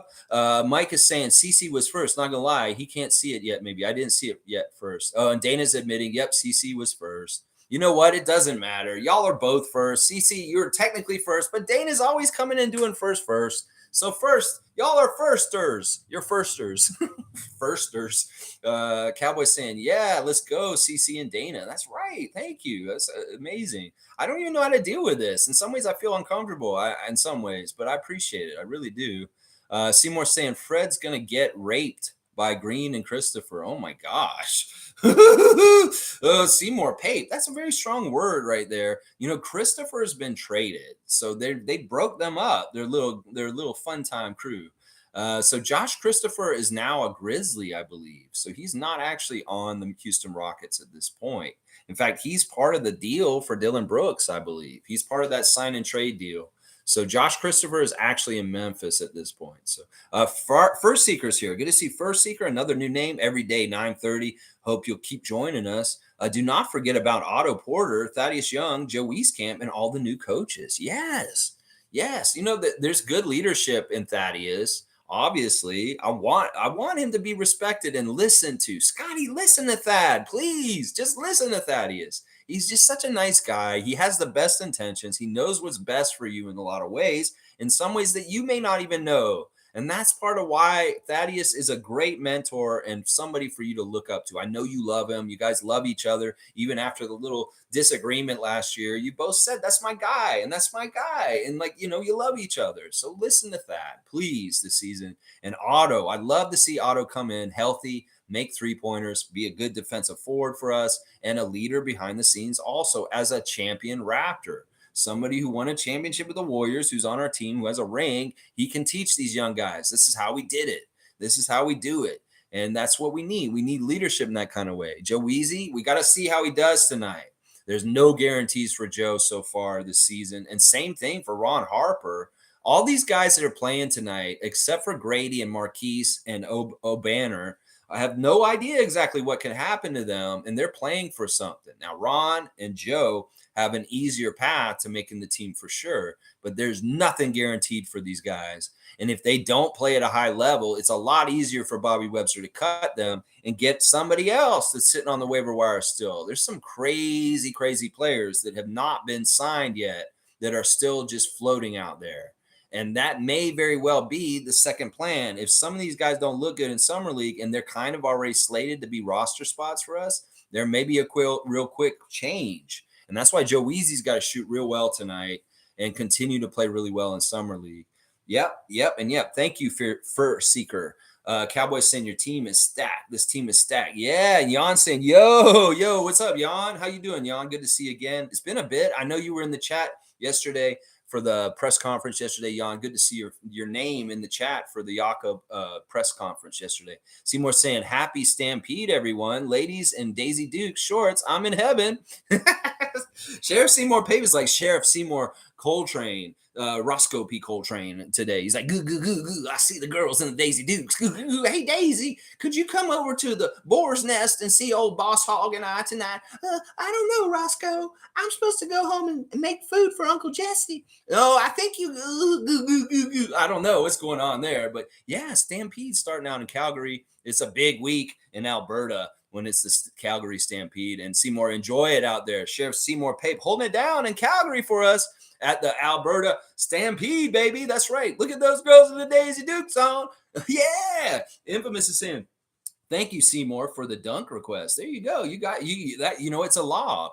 I think that's what we'll officially characterize it. Seymour just gave a lob to Infamous to get the dunk. So there you go. I like it. That's an alley oop right there.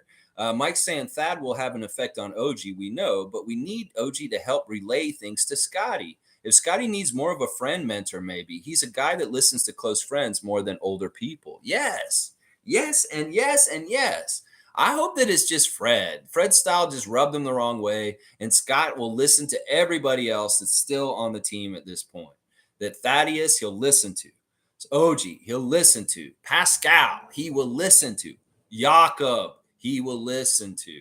Those four dudes in particular, Scotty, you got to keep your ears open to them. Seriously. Because these guys all have more experience than you and they know what they're talking about. And they only come from a place of wanting the best for you.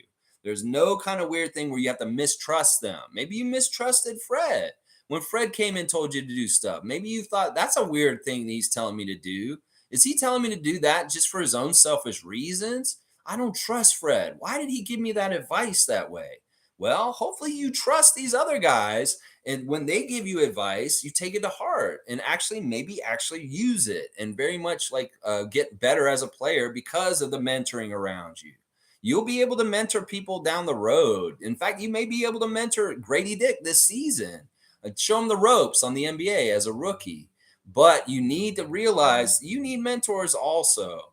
That a youngster that doesn't have mentors will not go as far as somebody who does. Victor Wembanyama having Manu Ginobili, Tony Parker, Sean Elliott, Tim Duncan, David Robinson, all these mentors ready to mentor him is going to be a huge strength for Victor in his NBA career. So you'd be dumb not to utilize the mentors that are around you in your life. They want to help you be successful and get further. You trust your mentors, listen to them. If you don't trust your mentors, get other mentors, I guess, is how it is at this point. Seymour has got the piece from Infamous. Infamous is saying, all right, here's a joke. What did Brittany say to Victor? Hit me, baby, one more time. Oh, that's too easy. I mean, it is literally that they say that she got backhanded. I have a hard time believing that a security guy is just going to go like that. Seriously, I would see that they would restrain her or grab her or kind of hold her back, but like they're not going to just like full on slap somebody, especially if they know who she is. Now, it was that like a French dude who just doesn't like one of Victor. Very well be that it was some French guy who just didn't know who she was. Like, first of all, French security, why are you backhanding people? First of all, there's trouble. It's the person who did the violence. And I'm sure Brittany's just chasing headlines, honestly. This is what's going on right now. That's right. Hit me, baby, one more time. Yeah, yeah. Green, very, very sad. Very, very sad. Green. Which green? Green. Seymour saying, why is Wemby answering questions when it was the Spurs security guy? I know. He didn't even know it happened, like when it happened. He went home. He went to sleep. He was at the hotel sleeping, and then he woke up in the morning. They told him, he's like, wait, what did happen with Britney Spears? I was like, I don't know. What are you talking about? What happened with Britney Spears? I don't know. He didn't even know it happened until the next day. So it's kind of like he's totally out of the blue with it. It's like he had nothing to do with it. It's so crazy. He was American. The security guy was American. Oh, geez. All right. Mike's saying W stream. All right. Thank you, Mike. All right. Let's just real quick, go over with things real quick. The Instagram stories. The guys are actually celebrating Kevin Durant on Instagram right now. Scotty and Chris both posting Kevin's really crazy tweets yesterday. Kevin is like promoting Threads. Threads is a new Zuckerberg project that's a cross between Twitter, Instagram, and Facebook. And they just launched it and they want people to start using it instead of Twitter. And Kevin started telling everybody, I have a burner account on Threads. So y'all come and join Threads. So in some ways, they're saying that he's helping Zuckerberg to join more people to Threads. And then he's also interacting with the fans as usual. And a fan said to him, "You don't think you're too grown to be acting like this, bro, on Twitter?" And then Kevin straight up said to him, "I lack maturity." And Scotty posted this, and he's got the crying, laughing faces about Kevin replying that to him. And both him and Chris put this on blast on their Instagram yesterday. Kevin Durant interacting with fans on Twitter and saying he lacks maturity. Hilarious. I know Chris has a special affinity for Kevin because he's somebody he wanted to be like when he's growing up.